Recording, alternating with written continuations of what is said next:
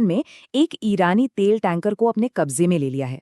लेकिन देखिए, ये घटना सिर्फ एक जहाज के बारे में नहीं है। ये तो तेल, पैसा और कंट्रोल को लेकर एक बहुत बड़े ग्लोबल पावर स्ट्रगल का हिस्सा है।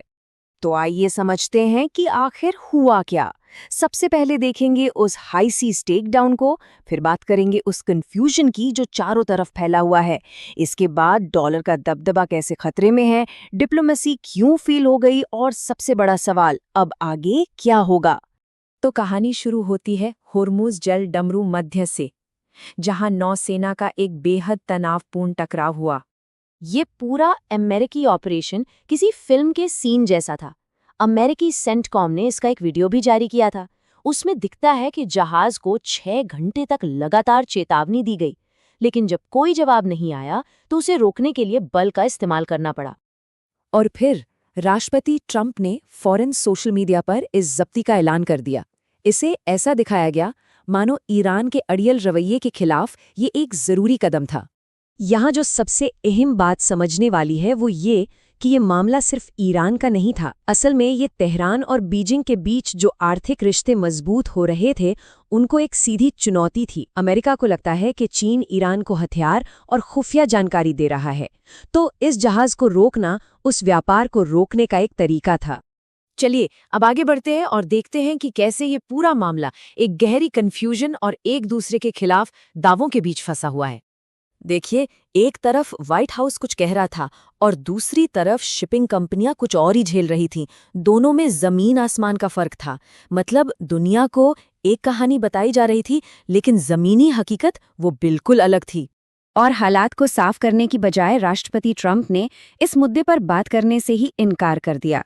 जब उनसे भारतीय जहाज़ों पर हुए हमले के बारे में सवाल पूछा गया तो उन्होंने बस उस रिपोर्टर को बाहर निकलवा दिया। और फिर अचानक उनके तेवर बदल गए। पहले तो वो कह रहे थे कि सब ठीक है, और फिर सीधी सीधी सैन्य धमकी देने लगे। ये शायद उनकी मैडमैन थियोरी का हिस्सा था, जहां वो जानबूझकर ऐसा व्यवहार करते हैं जिसका अंदाजा लगाना मुश्किल हो, ताकि सामने वाला कंफ्यूज रहे। इन सब बयानों की वजह से उन पर गंभीर आरोप भी लगे। बीबीसी जैसे मीडिया आउटलेट्स ने इस बात की जांच भी की कि क्या इन बयानों का इस्तेमाल बाजार को अपने फायदे के लिए ऊपर नीचे करने के लिए किया जा रहा है। एक झूठी खबर फैलाओ, तेल की कीमतें गिराओ या बढ़ाओ, और उनके करीबियों को शायद इससे फायदा हो जाए। लेकिन सैन्य तनाव से भी कहीं बड़ी एक और लड़ाई चल रही है, और वो है आर्थिक लड़ाई। दशकों से अमेरिकी डॉलर, जो दुनिया की सबसे बड़ी करेंसी बना हुआ है, उसकी नींव यही पेट्रो डॉलर समझौता रहा है। क्योंकि दुनिया में किसी को भी तेल खरीदना हो तो उसे डॉलर चाहिए। इसी वजह से डॉलर की डिमांड हमेशा बनी रहती है। लेकिन पूरे 52 साल बाद ये ऐतिहासिक समझौता अब आधिकारिक तौर पर खत्म हो चुका है, और इसने दूसरे देशों के लिए नए दरवाजे खोल दिए हैं। अब देखिए, यूएई जैसे देश जो अमेरिका के इतने करीबी सहयोगी रहे हैं, वो भी अब इस सिस्टम पर खुलेआम सवाल उठा रहे हैं। उनका तर्क सीधा है, अगर अमेरिका हमारी सुरक्षा नहीं कर सकता तो हमें दूसरे रास्ते देखने होंगे, और वो रास्ता चीन की मुद्रा यानी युआन की तरफ जाता है।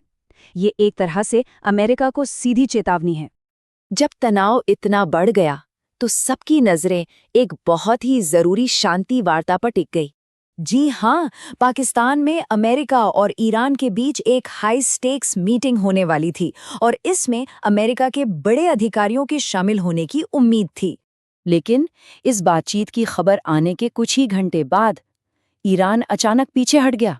उन्होंने साफ साफ कह दिया कि कोई बातचीत नहीं होगी। तो अब सवाल यह है कि जब डिप्लोमेसी का रास्ता बंद हो गया है और युद्ध विराम भी खत्म होने वाला है, तो यहाँ से आगे क्या होगा?